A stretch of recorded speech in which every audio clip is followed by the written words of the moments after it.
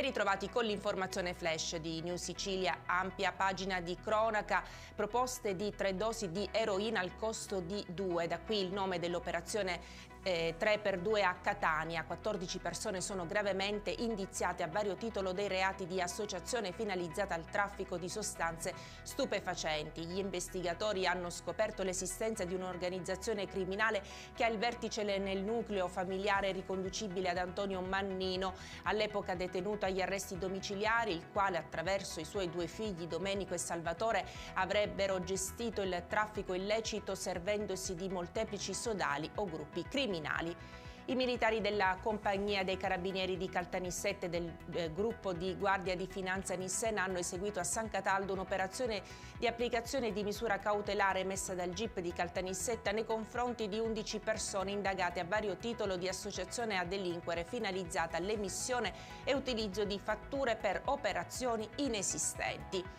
E ancora cronaca, confisca di beni mobili e immobili, di denaro, preziosi e compendi societari nella disponibilità di Sergio Leonardi, 44 anni, patrimonio dal valore di 20 milioni di euro. Dopo la carcerazione vissuto, Leonardi tra il 2009 e il 2011 sarebbe finito sotto l'ala protettrice dei Mazzei, i quali si sarebbero avvalsi del suo operato per il contrabbando di prodotti petroliferi. Custodia cautelare in carcere su richiesta della locale procura nei confronti di 5 persone accusate a vario titolo di rapina aggravata in concorso e detenzione abusiva di armi.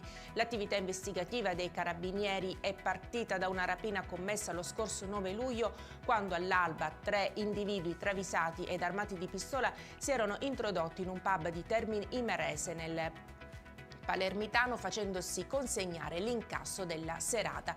E per questa edizione è tutto, grazie per averci seguito e arrivederci.